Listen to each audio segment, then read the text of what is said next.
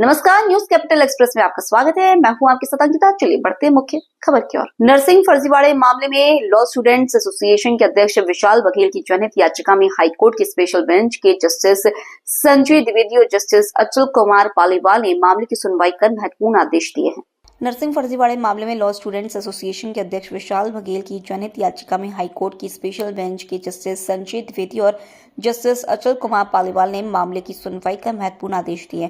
High court के पूर्व आदेश के पालन में आज अपात्र संस्थाओं की मान्यता और संबद्धता की ओरिजिनल फाइलें सरकार की ओर से पेश की गई, जिस पर हाईकोर्ट ने याचिकाकर्ता को आदेश दिए हैं कि सभी फाइलों का अवलोकन कर अपनी रिपोर्ट सौंपें, जिसमें तुलनात्मक रूप से यह बताना होगा कि जो कॉलेज सीबीआई जांच में अपात्र पाए गए उन्हें आखिर किन परिस्थितियों में और किन किन कमियों के होते हुए भी निरीक्षणकर्ता अधिकारियों द्वारा अनुमतियां दी गई। हाईकोर्ट के निर्देश पर अब पीआईएल की याचिकाकर्ता को हजारों दस्तावेजों सहित फाइलों का महाधिवक्ता कार्यालय में अवलोकन कर अपात्र कॉलेजों को मान्यता देने वाले जिम्मेदारों के नामों सहित तथ्यात्मक रिपोर्ट हाईकोर्ट में पेश करनी होगी। उल्लेखनीय है कि हाईकोर्ट ने पूर्व में भी संपूर्ण प्रदेश के कॉलेजों की मान्यता की फाइलें तलब कर याचिकाकर्ता को अवलोकन करने के निर्देश दिए थे, जिसके बाद याचिकाकर्ता द्वारा सौंपी गई रिपोर्ट में प्रदेश में कागजों में चल रहे कॉलेजों और फैकल्टी फर्जीवाड़े का खुलासा हुआ था। हाईकोर्ट ने यह भी निर्देश दिए कि सीबीआई जांच में जिन कॉलेजों में कोई छात्र प्रवेशित होना नहीं पाए गए, उन कॉलेजों के छात्रों को एनरोलमेंट और परीक्षा में बैठने की पात्रता नहीं होगी। जो माननीय उच्च न्यायालय ने निर्देश दिए हैं उसमें सर्वप्रथम अनसुटेबल कॉलेजों में जितने भी छात्र अध्ययनरत हैं, हमने उनके संबंध में आवेदन पेश कर मांग की थी कि उनका भविष्य अब दांव पर है और उनका आने वाले सत्रों में वो अपात्र कॉलेजों में अपना प्रशिक्षण और अपनी ट्रेनिंग कार्यक्रम नहीं कर सकते हैं। तो इस आधार पर कोर्ट ने निर्देश दिए हैं कि उन सभी छात्रों को सुटेबल कॉलेजों में 1 माह की अवधि में ट्रांसफ़र किया जाएगा। एक अन्य निर्देश माननीय उच्च न्यायालय ने दिए हैं, जितनी भी अनसुटेबल कॉलेजों की ओरिजिनल फाइलें मान्यता और संबद्धता की हाईकोर्ट में पेश की गई हैं, माननीय उच्च न्यायालय ने हमें निर्देशित किया है कि माननीय महाधिवक्ता कार्यालय में हम उन फाइलों का अवलोकन करें और एक तुलनात्मक चार्ट माननीय उच्च न्यायालय के समक्ष पेश करें, जिसमें ये बताना होगा हमें कि आखिर किन परिस्थितियों में और किन कमियों को इग्नोर करते हुए अथॉरिटीज़ ने अनसुटेबल कॉलेजों को मान्यता दी थी और संबद्धता दी थी। और एक अन्य आदेश माननीय उच्च न्यायालय ने दिया है जिसमें उन छात्रों के नामांकन और परीक्षा में बैठाने से रोक लगाई है जो छात्र सीबीआई जांच के समय पर प्रवेशित नहीं पाए गए थे उन कॉलेजों में जिनकी सीबीआई जांच हुई थी। ऐसे कॉलेजों के छात्रों के भी नामांकन नहीं हो सकेंगे और वो परीक्षा में नहीं बैठ सकेंगे जिनके कॉलेज ही मौके पर होना नहीं पाए गए थे। अर्थात अब नामांकन और परीक्षा की पूरी प्रक्रिया सीबीआई रिपोर्ट पर आधारित होगी। मामले की अगली सुनवाई 4 अप्रैल को है। अनसुटेबल में ऐसे फर्जी कॉलेज नहीं थे। जिस तरह बढ़ती हुई महंगाई ने आम लोगों की कमर तोड़ी है, इस प्रकार इस साल मध्य प्रदेश सरकार द्वारा जारी बजट में बिजली के दामों को आमजन को ध्यान न रखते हुए बढ़ा दिए गए हैं। जिस तरह बढ़ती हुई महंगाई ने आम लोगों की कमर तोड़ी है, इसी प्रकार इस साल मध्य प्रदेश सरकार द्वारा जारी बजट में बिजली के दामों को आमजन को ध्यान न रखते हुए बढ़ा दिए गए हैं। उससे छोटे और मिडिल क्लास लोगों की थाली से निवाला छीनने का काम जो मध्य प्रदेश सरकार ने किया है, इसके विरोध में विद्युत मंडल की बिजली रेट के बढ़े हुए दामों से परेशान आम जनमानस के द्वारा घंटाघर में विरोध प्रदर्शन किया गया और बिजली बिलों को कम कराने की मांग मध्य प्रदेश सरकार से की गई है। प्रदेश में 4% के रेट बढ़ाना बहुत गलत है। सबसे बड़ी बात यह पाई गई है कि जो सरप्लस बिजली है प्रदेश की, उसको जब बाहर बेचा जा रहा है तो वो बिजली 4 रुपया 31 पैसे हिसाब से बेची जा रही है और वही प्रदेश की बिजली जब प्रदेश के अंदर बेची जा रही है तो वही बिजली 6 रुपया 79 पैसे के हिसाब से बेची जा रही है। मतलब प्रदेश की बिजली प्रदेश के बाहर सस्ती और प्रदेश की बिजली प्रदेश के अंदर महंगी, ये बहुत गलत है। सरकार की ये नीति बहुत गलत है और हम लोग सभी संगठन लोग सरकार की भर्त्सना करते हैं और उसका हाय हाय करते हैं और मांग करते हैं कि बिजली के रेट कम किया जाए, अन्यथा यह आंदोलन अब प्रदेश भर में फैलेगा। जबलपुर में अप्रैल माह में शराब दुकानों के टेंडर्स होने के बाद शराब दुकानें खोली जाने लगी। वहीं चांडाल भाटा में स्थित कई वर्षों से शराब दुकान का संचालित किया जा रहा था। जबलपुर में अप्रैल माह में शराब दुकानों के टेंडर्स होने के बाद शराब दुकानें खोली जाने लगी। वहीं चांडाल भाटा में स्थित कई वर्षों से शराब दुकान का संचालित की जा रही थी। वहीं इस वर्ष भी उसी स्थान पर शराब दुकान खोली गई, जिसको लेकर स्थानीय लोगों के द्वारा रविदास समाज के साथ मिलकर शराब दुकान का विरोध कर कलेक्टर को ज्ञापन सौंपते हुए उक्त दुकान को अन्य जगह शिफ्ट किए जाने की मांग की गई। इस दौरान स्थानीय लोगों ने बताया कि जिस जगह दुकान संचालित हो रही है वहां पूरी चौधरी समाज की बस्ती व अन्य बस्ती लगी हुई है, जहां बीचों बीच शराब दुकान खुलने से महिलाओं को आने जाने में परेशानियां उठानी पड़ती हैं। छोटे छोटे बच्चों में प्रभाव पड़ रहा है। रात में महिलाएं घर से बाहर नहीं निकल सकती, इसलिए मांग की गई है कि शराब दुकान को कहीं और शिफ्ट किया जाए। क्या दिक्कत है? कलारी खुल रही है सामने, बिल्कुल मकानों के सामने खुल रही है। इससे क्या दिक्कत आ रही है? बच्चे निकलेंगे, बहू बेटी निकलेंगी वहाँ से, है तो कलारी है, वो पड़े रहेंगे पी पी के। 10 फुट के पास ही पे हैं, ज़्यादा दूर नहीं है।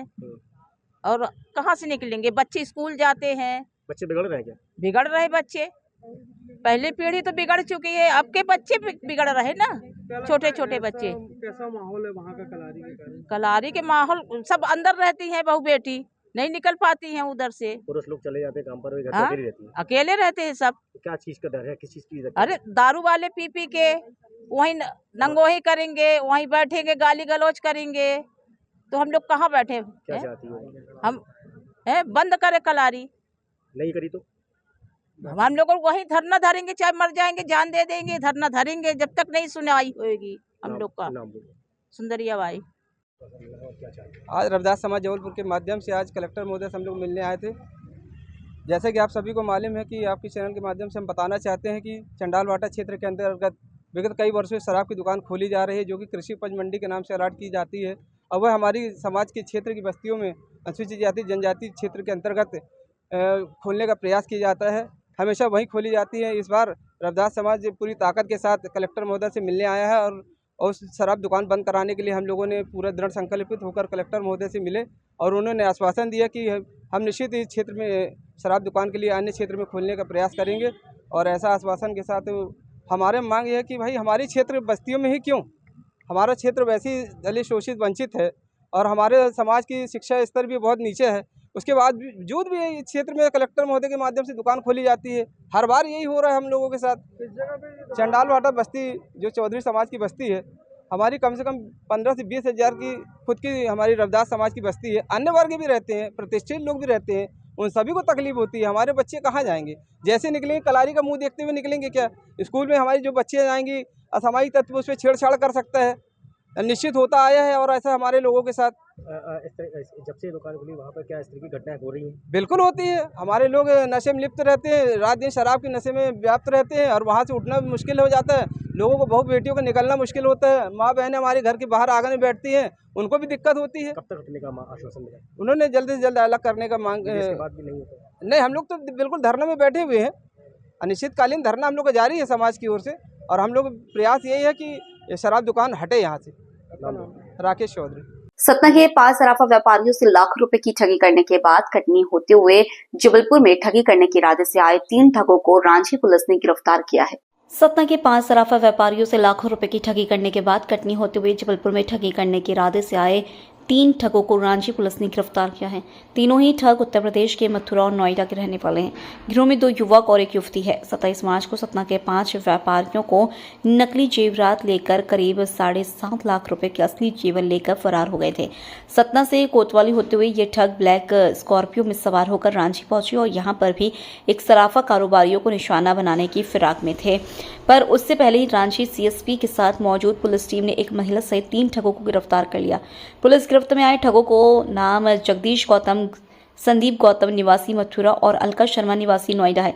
पूछताछ में पता चला है कि कुछ दिनों पहले इन लोगों ने शहर के लाडगंज थाना अंतर्गत एक सराफा व्यापारी के साथ भी ठगी की थी। रेल अधिकारी की पत्नी बेटा बनकर पहुंचे। 27 मार्च की शाम को सतना के संस्कार अनारमेंट के संचालक जनार्दन सोनी अपने शोरूम में बैठे हुए थे। तभी एक महिला और युवक उनके पास पहुंचे और अपने आप को रेल अधिकारी की पत्नी और बेटा बताया। इसके बाद युवक ने 18 ग्राम सोने की 2 झुमके दिए और कहा कि इसके बदले में एक चैन दिखा दो। मां बेटी बनकर सराफा व्यापारी के पास पहुंचे। दोनों ने 12.6 ग्राम सोने की चेन पसंद की। वजन कराया तो उनके द्वारा दिए गए झुमके से कम निकली। बाद में सौदा यह तय हुआ कि झुमके के बदले चेन दे दिया जाए। सराफा व्यापारी ने पारस पत्थर और मशीन में झुमके चेक किए तो सही पाए गए। इसके बाद माँ बेटे बनकर आए दोनों वहां से चले गए। कुछ देर बाद जब शोरूम में कारीगर आया और सोने को आग में गर्म किया तो पता चला कि इस झुमके में सिर्फ 25% ही सोना है, बाकी का दूसरा कोई धातु है। एक दिन में 5 व्यापारियों को ठगा संदीप गौतम, जगदीश गौतम और अलका शर्मा ने जिस तरह से सराफा व्यापारी जनार्दन सोनी को ठगा था, ठीक उसी तरह एक ही दिन में सतना के 4 अन्य सराफा व्यापारी के साथ भी ठगी की थी। सतना के ही अंकित सोनी ने 1 तोले की चूड़ियों के बदले इतने ही वजन के गहने उन्हें दिए थे। ठगों से मिली चूड़ी को जब सराफा व्यापारी ने चेक किया तो उसमें ये सिर्फ 35% ही सोना निकला। घेराबंदी कर पकड़ा। मुखबिर की दी गई सूचना तुरंत इस तरह की लूट का खुलासा हुआ है, सतना से आरोपियों की गिरफ्तारी हुई है, क्या था पूरा घटना? कल दिनांक को एक व्हाट्सएप ग्रुप में, जो ऑफिशियल पुलिस का व्हाट्सएप ग्रुप है, उसमें एक सूचना आई थी कि कुछ व्यक्ति सतना वगैरह में ज्वेलर से ठगी करके यहाँ जबलपुर की तरफ आए हैं। और जब ये मैसेज सर्कुलेट हुआ तो फिर टीम को पेट्रोलिंग के दौरान वो संबंधित जो संदिग्ध वाहन था और आरोपी थे वो दिखे थे, तो उनको थाने लाया गया था।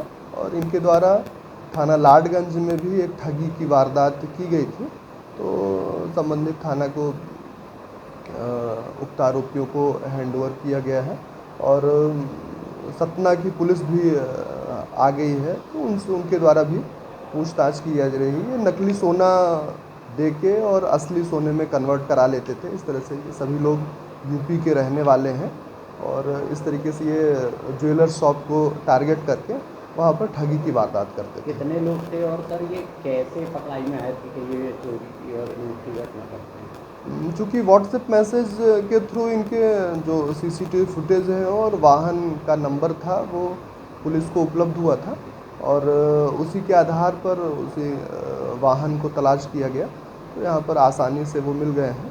और ये ज्वेलर्स को ही ज़्यादातर टारगेट करते थे और उन्हीं के साथ ही ठगी की वारदात करते थे। कितने लोग थे सर?